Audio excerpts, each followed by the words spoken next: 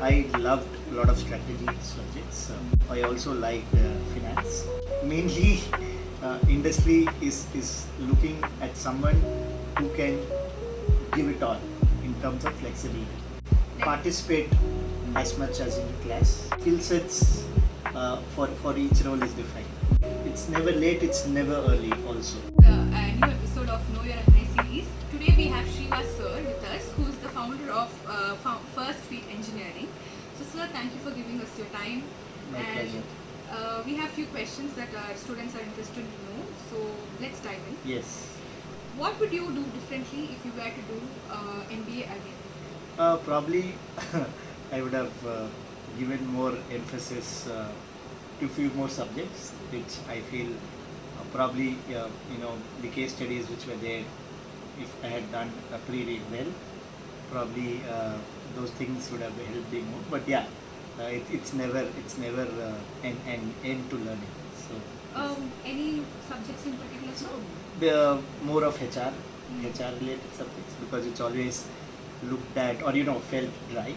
And probably if today I'm running my own organization, there are a lot of HR topics which my HR comes and says, and I'm not. If I had few more experience there, probably I would have given a solution more rapidly and good solutions that way. So yeah. How would you maximize the effectiveness of an MBA in terms of academic skills and network? See, I'll break it into academics. Academics, you will have to make sure that you're doing the minimum guideline and criteria. Beyond that, the subjects so there will be few subjects which you kind of love. There will be few subjects which you kind of dread, right?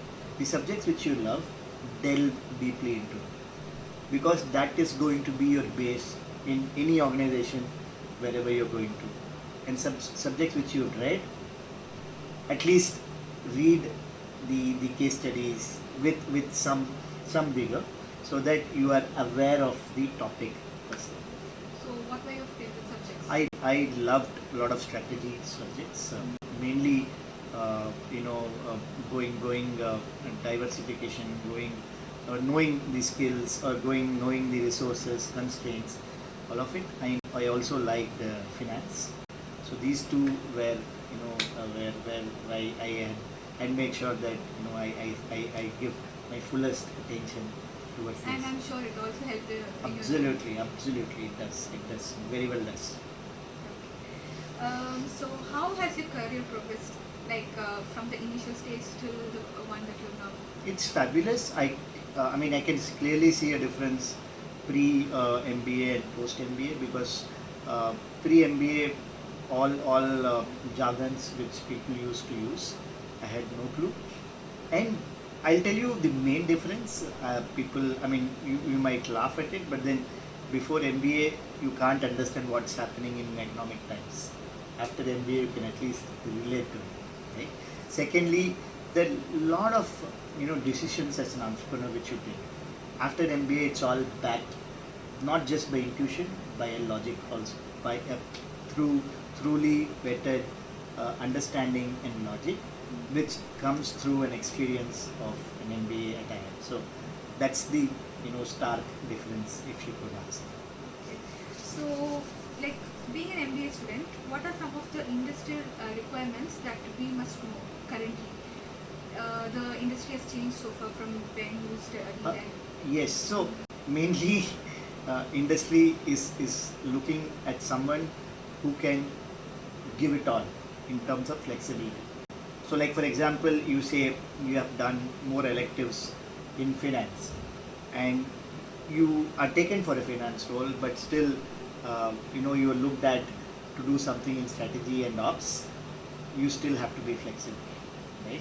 Similarly, industry is also looking for people who are ready to learn. You say that after an MBA I'm done with my learning, it doesn't work. They will make sure that you have options for learning. You will have to learn.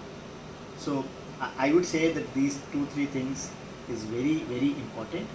And most importantly, you will have to make sure that whatever you have learned from MBA, you are trying to precisely show it out to the outer world. So like I said, you would, so there will be certain decisions which you make in your own role. It has to be backed up by some of the learnings which you have done. Right? Okay. And do you think the IIM brand alone is enough to switch domains or companies, even if your undergrad degree has less weightage? Maybe yes and no. Yes, for the fact that at times when companies look for a pure play role filling with respect to the degree equalization, and of course you will have to do the minimal criteria.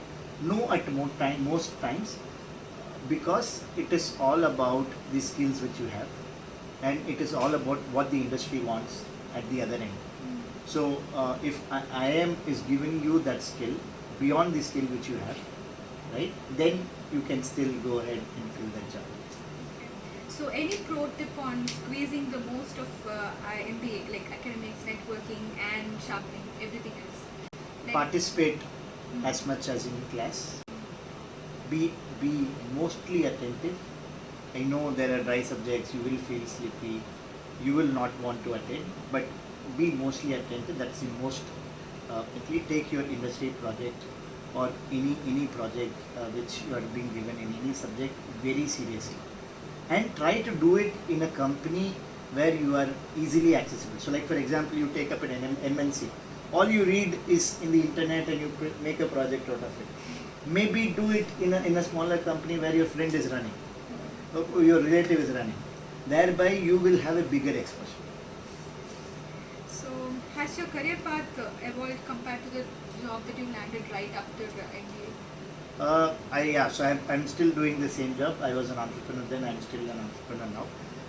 Career path has evolved immensely well, and we have grown, multifold times from where I was pre-MBA and post-MBA. So the answer is yes, it has evolved immensely well.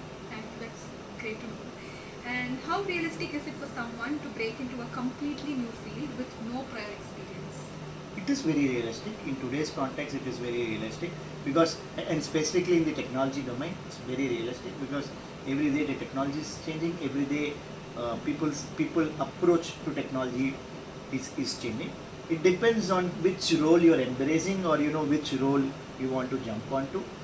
But having said that, the skill sets for each role is different. You still have to have that basic skill sets. So like for example, if you're an in-ops person, or your strength is ops and you want to do sales, it's two different things, right?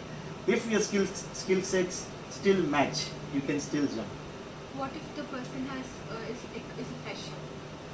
See, if he's a fresher, he would know what is his strengths are. So like for example, ops is kind of, say for example, it's a detail oriented approach, right? Sales is more of talking and extrovertness, understanding the nitty-gritties of the customer, understanding you have to be more emotionally available at sales than in an ops role. So these are the basic things which you got to be aware, being a fresher of yourself, that okay, this is what I possess and I feel I would do good in this vis-a-vis this. So in your opinion, what's the better move? Product management as a product company or consulting? It is very subjective to the person who is who is put to that role. If you are a person who loves or rather who loves innovation, who loves creativity, product manager is a great role because you would want to make sure that the product is undergoing a life cycle. You want to make a better product out of it every day in and day out.